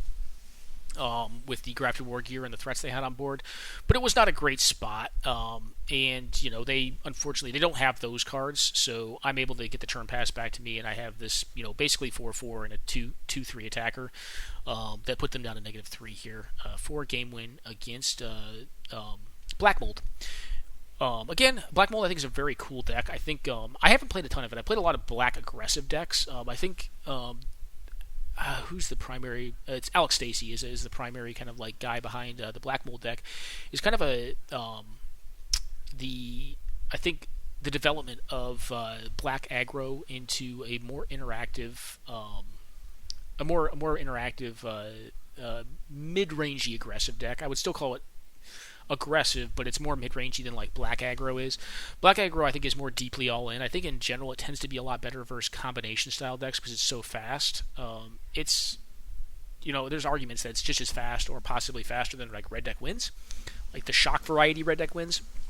While still having discard, but it's they're different decks. That's a Black Lotus deck. It's a little faster. I don't think it's very good against. I think it's probably a worse deck against the deck that I'm playing, but I also don't think that Black Mold's really tends to be that tough of a matchup because, I have decent removal, I have good creatures, like my creatures tend to be better in combat than their creatures. I mean, they have some big ones, they have like Sky Shroud Elite and like the Strangleroot Geist and this Plague Crafter, but like, in general, like my creatures are just going to fight better because they have stuff like First Strike, they're going to be smaller, but they're going to have stuff like First Strike, they're going to have relevant kind of hateful effects on them. And I think those abilities tend to, in general, just be better for fighting, for actually fighting in combat. And then I also have good creature tutors, like you see here, like Mirror Crusader is just a really hard card for their deck to beat. It's just really tough, and they're not able to squeak by it here, even despite having to kind of be a little bit slower on the draw here to get to that card with Recruiter the Guard. But the draw ended up working out. I had this Mardu War Reaper to kind of attack and block early, had this Declaration in Stone to get rid of their early board development and force them to continue to commit, and bought the time that I needed to get to Mirror Crusader. And Mirror Crusader, in combination with Tomic, which is a flyer, which flying, again, is very good against green decks, managed to lock up the game. So anyways, guys, quick pause. Be back momentarily for the last game in this event that we played. Alrighty, guys, we're back. Playing against Rami here, Rami99. This hand's fine. So I know Rami's playing Bant Blink. This hand's not great against Bant Blink, but it's not horrible either. I mean, it's got turn 1 threat, turn 2 threat plus Wasteland, and then Kajali's Sunwing, and then eventually an Elsbeth Nighterrot, which is not a bad finisher. Gives flying too, which their deck's going to have some flying, but a lot less of it than I think mine will. Play out the Dryad Militant. They play out a Mana Dork early. I actually opt to play out my bird and blow up their land here. I figure the Smuggler's Copter is still open to me on the following turn, and they're going to be more pip dependent, or more mana dependent than my deck will be. Hushwing Rift's a hell of a draw. Now I'm kind of wishing I'd saved my Wasteland, because Hushwing Griff basically shuts down their whole deck. I'm going to want to use it to surprise them. So I'm going to use Smuggler's Copter now to try to filter to find mana resources. That was kind of my thinking too with the Wasteland play, is that like, hey, I can filter to find more lands with the or more mana sources with the Smuggler's Copter. They get down a pretty sizable ground army, but my army's basically airborne at this point. I'm sending 4 in the air, putting them down to 8. Draw into a Ghost Quarter, which is a hell of a draw. That's any land was a good draw. At this point, didn't really have to be Ghost Quarter. They're going to attempt to cast out, I believe, an Obstinate Baloth here, which in response I'm going to I'm going to cast out a Schwing Rift, basically stopping the Obstinate Bailoff from gaining them 4 life. They're going to attack for 3. I'll go down to 17. Draw into a land, which is a good draw again. Play out the Elsbeth, give whatever I want flying, probably give the Dryad Militant flying, probably activate the Smuggler's Copter with the Judge's Familiar, and then attack in for far more than lethal.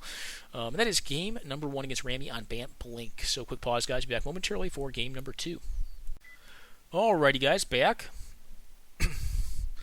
This hand's not keepable, unfortunately. It had some good cards in the matchup, but it didn't have the mana that it needed. This hand on 6, I think, is fine. I'm on the draw, too. Like, this hand does want to draw more white mana. But it's got some removal. It's got a disenchant to kind of deal with a pod or with like a fast mana crypt, which is another card their deck plays. It's not the best, not the worst. It needs mana sources to go right. If it doesn't draw mana, I'm probably in a lot of trouble, which kind of tends to be, I'm going to foreshadow it. It tends to be where this hand goes. It doesn't go as well as I expect or wanted it to. Remorseful Cleric, not really that. The most thing that makes Remorseful Cleric relevant is it's a 2/1 flyer. It flies. Their hand's a little bit slower. They also mulliganed, I believe, this game. They have a Birthing Pod, which is kind of nice because I have the Disenchant, which is a very clean answer to this card. Unfortunately, again, I miss on land here. Drawn to a Swords to Plowshares. This is one of the costs of going down to 32 lands in this deck. We do play some more inefficient cards, but we also have like a Soul Ring. We have a lot of mana in this deck. It's not a mana-free deck. I go ahead and fire up the Mutavault, which is risky. I mean, they've kind of foreshadowed here they possibly have 1 mana removal, and they end up having it, but this at least gets me another land and forces them to use that powerful removal spell on a land. On a threat that's not really that great. They play out a Finale of Devastation, Recruiter the Guard into, I believe, Palace Jailer? Yep. Palace Jailer, which is a pretty strong one. Probably not going to beat that. It's possible that I should have just not played a creature out here. To not give them value on the Palace Jailer. But the thing is this, guys, like if I don't play a creature out, I have more to develop into, but mana is my funnel right now, and if I manage to steal the Monarchy back from them, then I will have access to that creature again, right? So I think it's correct to play a creature out, even though I'm going to lose to Palace Jailer here. And I still have the Swords to Plowshares, so I can kind of upset some combat math. Unfortunately, I can't cast my Flash Stonecloak around because I have not developed enough, but I do go ahead and Swords to Plowshares this. It's possible I should have just done that on their turn. Yeah, I probably should have. They unfortunately have the Cloud Shift, and I just go ahead and pack it in here. This is enough for me. I'm not going to be able to turn this around now that they're going to have 2 of my creatures underneath this Palace Jailer. I'm just dead. And that's kind of one of the things that went wrong with this hand, is like I didn't draw the mana sources that I needed to have it go right. And it's a liability that this specific build of Death and Taxes has kind of inherent to it, because I'm running 32 lands as opposed to 34. So it's possible the keep was a little greedy. It was a 6er. I don't think it gets per se better for me if I go to 5. Again, I'm not going to have as many land-rich hands as the 34 land version will. So I think keeping a 2-lander, even with one of the lands kind of being a utility / off-white land, is still correct. As it turns out, did not pan out in this draw, and we end up getting beat up by the Bant Blink deck, which is pretty fair because Bant Blink is a good deck against this deck, but I do have some good tech against it. So we'll go to game 3 here after losing game 2 to Rami. Alrighty, guys, we are back. So this is the opening keep. This hand, I think, is fine. Like, the reason this hand's fine is it has a lot of pressure early, it has good removal early, and it has access to Umezawa's Jit, which I think is a very important card in this matchup because my opponent's going to be really depending on a lot of their creatures. And if we get them to a point where like they're forced to tap out for creatures that they eventually then want to blink, I can just kill said creatures with the Jit and or force them to block so they don't die. So this hand puts a lot of pressure on. They did mulligan pretty aggressively here, and they probably had to. A lot of their hands are going to have a tougher time dealing with what we kind of have going on. At least in the early game. If the game goes to the mid game or the long game, we can get in a lot of trouble. They unfortunately have the Swords to Plowshares in their 5 cards, so we lose the Kythian here. They put in a tapped land. One of the issues you're going to see that I have in this game is I just don't draw mana again, which again may lend to the fact that maybe this deck just needs to run more lands. I do think I just draw kind of poorly too. I don't think we're that low to draw mana. I mean, we're running like 36 sources. But we're just really not hitting any here, which is kind of problematic. They have a pod now, which their hand kind of developed very slowly. But because I miss on lands kind of over the course of my first 4 draw steps here, I'm not really in a great spot. The one good thing that I have going is a lot of their deck depends on ETBs. So we've got about 8 here. They cast out a Restoration Angel, which is going to have a triggered effect, which will allow me to... No. Okay, yes, this is what happens. So they get the pod activation out. I'm able to exile this thing. They play out 2/1/1s. I go ahead and kill both these so they can't use their pod again, is kind of the thought. Because it was resto, I didn't get rid of it. The Palace Jailer is the only one that really worries me. I could have actually done it in response to Trigger on that card. Trigger would have fizzled. So this is where the game comes apart. So I'm not going to go over the entirety of this game because Rami on Moto ends up winning it, but he ends up conceding it to me because we have a click error here. During the course of these games, we're talking to each other, so we know what each player's intentions are. Rami actually makes a play error here. It's a very minor play error because it's commonly the right play to make. He plays a fetch land and fetches before playing Renegade Rallier. The reason it's actually incorrect to play fetch before Renegade Rallier is that this is going to cause a stacking trigger, a triggered ability when this creature ETBs to hit the stack. The reason this is actually a mistake is because Birthing Pod is only sorcery speed. I do have 2 counters on my Jit. During the actual gameplay of this, I say, hey, I'm going to put both my Jit counters into this Renegade Rallier to kill it because it's on 1 card. It's not a creature. We can pretty safely assume that because he hasn't played more creatures with the mana that he has access to. And I think if he had access to a 3-mana creature, he would play it over a Angel, because getting access to the Palace Jailer to win the game would do that. So what happens here is unfortunately I say I'm going to kill this thing and I put one of the Jit counters on it and accidentally F2, and then Rami transmutes this thing into a Palace Jailer, and it's kind of goofy. That's all right though. So we talked about it, and and afterwards he's like, yeah, I lost this game, and he did. My deck was able to get there despite kind of having some struggles here with mana. We kind of got there here. I mean, this is going to hit him down to 2, which means the pod cannot activate for free for 1 mana next turn, which means that he has to draw specifically a 3-drop with no ETB, and I have to miss on lands on my turn. So I end up getting there in this game. I think it was a very close matchup. I do think we had some good technology in this specific build of Death and Taxes to kind of combat what Rami's up to. But I don't think it's a favorable matchup. I think it's probably 50-50. I think it can go either way. This last game here, I think, was interesting from the standpoint that we kept a hand that didn't really have great hate pieces, but had access to Umezawa's Jit, which is kind of a hate piece, but is very slow. And I'm still not really sure if the keep was correct. It was a 2-lander with access to Jit on the play with 1 piece of prime removal and Swords to Plowshares, and then 2 1-drop threats. And Armageddon, and I think that was it, Armageddon at that point.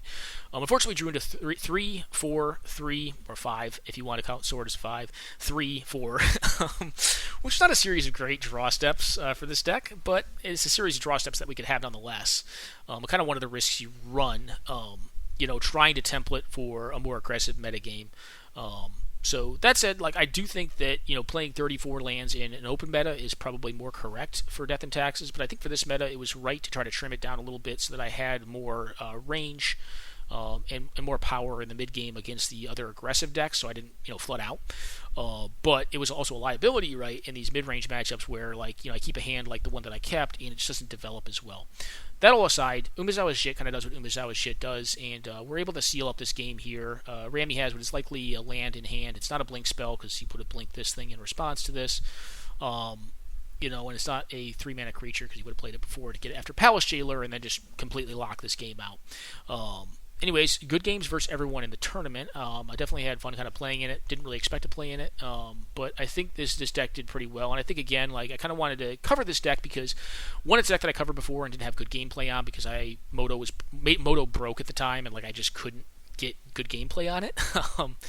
And I also kind of wanted to highlight it again because I think it's one of the stronger small tournament decks. I think if you ever have to play in a small tournament and you own the cards to play this deck, it's a deck that you definitely want to consider because of the flexibility that's inherent to this deck in general. You can build this deck to really still kind of follow the linear game plan of just beating someone to death, but at the same time just totally hosing their strategies, which is really the power of it and why I think the deck is so flexible. There are some folks who will say there is a best build of Death and Taxes. I don't tend to think that's true. I think there is a best build of Death and Taxes for an individual tournament. I don't think there is a holistic best build. And if there is, it's an optimized build. It's not really per se the best in any given situation. It's just the best, in the dark. and that I can agree with. Like, there probably is a best build in the dark. And like I said, earlier in this video, I think it probably involves a Mana Crypt. It's probably a Mana Crypt deck, which this version is not, and it probably plays Eldrazi, which this version is not, because it's tuned down to beat something specific, which in this metagame was supposed to be aggressive decks and in battle against other mid-range. Anyways, guys, I'm going to go to one more game that was not in the tournament. We ended up taking the tournament down with Death and Taxes here. Really fun set of games. Had a lot of fun playing them, and it was kind of cool to get to play this deck. I don't play this deck all that. I guess I play it a decent bit, but not a ton. And one of the things about it that I kind of wanted to highlight in this video, because you don't see it a ton. A lot of the other folks who cover Canadian Highlander don't tend to play this deck. Like, I haven't seen Ben Wheeler play Death and Taxes. I think I've seen him play like White Weenie, but it's a vastly different deck. That's more of like a turbo, like just play all the one drops deck. This deck's really a control deck. It's kind of odd to call it that. It's really an aggro control deck in like the purest of terms. Because you're looking to metagame for specific decks while still promoting a linear game plan of just beating someone to death. But it's really important how you template the deck, kind of like it is in Control. Like, do you play Pyroclasm in your Control deck? Do you play Wrath of God? What is relevant in your Control deck? Are you trying to beat combo? Well, you probably want more cheap counters, discard, hand attack, stack interaction, overboard control. Or are you trying to beat creature decks? Then you want like Pyroclasms, But like, there's a lot of commitments that you need to make in the build of that style of deck and in this style of deck to accommodate for a metagame, which to me is a lot of fun because it involves a lot of... It's a very thoughtful process, right? Like, you have to consider what everyone else is up to.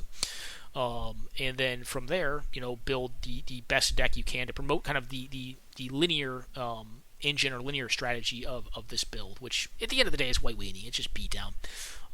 It's kind of the same of like Legacy Death and Taxes, but they're doing that, but they're also, it's kind of almost incidental to the control game plan that they have, limiting opposing plays. Anyways, guys, I'm going to go on a quick pause. I'm going to go to one more game that I have recently with this style of deck, and we'll do that, and then I guess I'm going to wrap it up after that. Alright, guys, we're back. So I'm playing against Noah Sucks. I don't know this player. This is the first time I believe I've ever played them. Maybe the second time, but I haven't played them a lot, so I don't know what their predilections are for gameplay. In the dark, this hand's fine. The reason being is it's got the mock start. I have an option to just play on a Weather Wayfarer and not play a land this turn and then kind of turn on that value engine. But I think what I'm going to do, and what I do is I play out the Mox and the Caracas and play out both Isamaru and Weather Wayfarer here. It's likely that I'll probably miss my land because I'm still on the 32 land version of this deck. Play out both these things. I got 3 power in play, and I've also got the opportunity to get a value engine going at some point in time.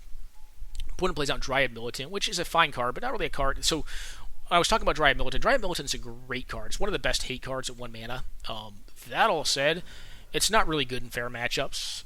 It's not good in this matchup. They play out a Suntail Hawks. They're playing an aggressive version of this deck, but they have black, which is interesting to me. They must be playing some black hate pieces, maybe some hand attack. I don't know. Hit my lands. I just go ahead and Armageddon here. I'm way up on lands, but I don't think it matters, because if they play a land next turn, then I can turn on Weather Wayfarer. I can go find Wasteland, blow up their land, and just keep on attacking them. I have board advantage, and I'm going to ride it out to victory here, despite, basically 3 for 1ing myself there, or 1 for 3ing myself there. I think it's correct to do, because it traps the 5 cards they have in hand. And even if they do have more lands, they're going to play their land, and then I get to Weather Wayfarer and then continue to kind of stuff them on mana development, which is going to allow my board advantage to kind of win. The way I get punished here is if they have like a Swords to Plowshares or a Path to Exile in hand. That said, I almost feel like it has to be like Swords to Plowshares, not Path to Exile. If it's Path to Exile, I'm just going to develop on my mana. I do it main 1 because if they're going to have one of those cards, I'd rather them do that pre-combat as opposed to in combat, which would be miserable. Especially if it's Path. If you Path and then like I have a second main Armageddon, it's pretty rough. So that's why we main 1 that. But anyways, managed to get a win against what appears to be like a Grey Weenie deck with this Death and Taxes list. Quick pause, guys. We'll be back momentarily for game number 2. Alrighty, guys, we're back for game number 2 here against Noah. The Sand is kind of risky from the standpoint that it doesn't have a lot of colored mana, and it has threats that require colored mana. But I can't throw this one back. It's got a Smuggler's Copter, which is a very powerful card. They have Tomic and an Aven Skirmisher. Draw to a 1-drop threat, which is great. This is going to allow me to filter my draw out and find mana. Find a Chrome Mox, which, yeah, I'm going to cast that. I think I just play a Sword this turn. I think I exile the Gideon, which is possibly questionable, but I think against these flyers, like Gideon's kind of worse. He's just going to die to one attack from all these flyers. I don't have a ton of flyers on board right now. It's possible I want to set up for a more long game and not play it like this. I just go ahead and, get this Tomic down. I kind of want to just out-tempo them here. They have more threats on board, but their threats are a lot weaker than mine are singularly.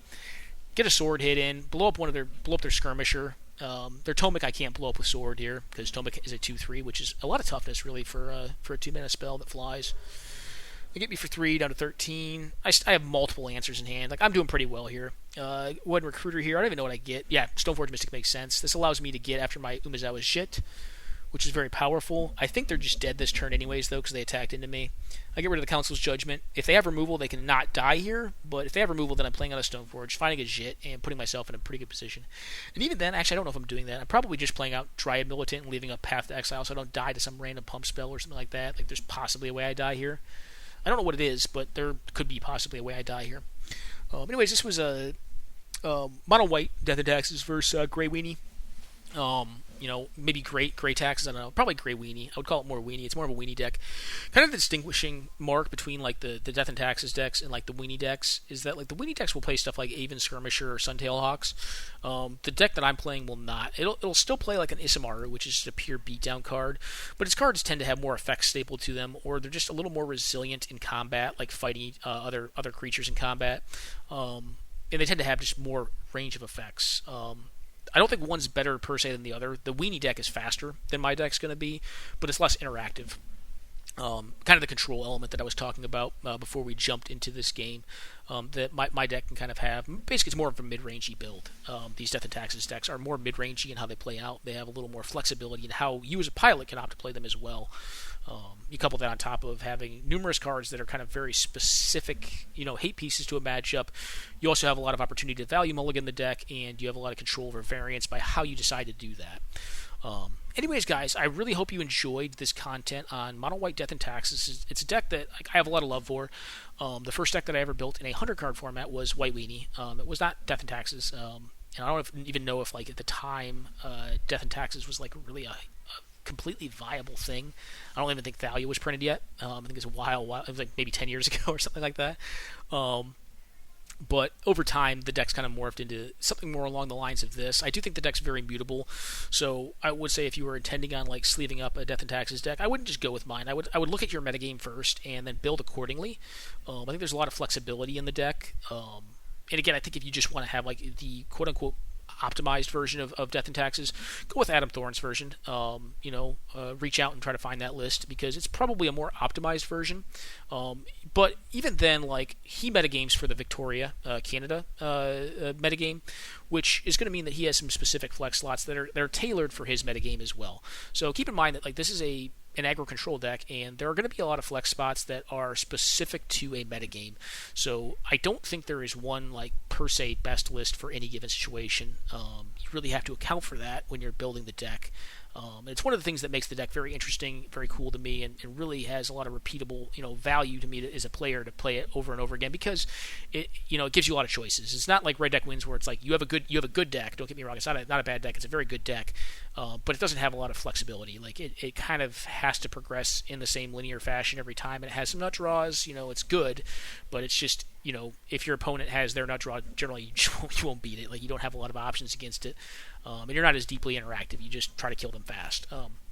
And with this kind of deck, you have the ability to kill them fast. Maybe not as fast as like Red Deck Wins can, but you also have the ability to kind of like outplay them too. Like just get the cards that you need. That make good decisions with them and then win with them, which to me is a lot more fun. It's a lot more rewarding as a player. But it all depends on what you enjoy too. Like I definitely don't disparage any variety of play style. There are certain types that I enjoy better than others, but to each their own, right? All right, guys. Well, I'm going to let you guys go there. I hope you guys enjoyed it, and take care now.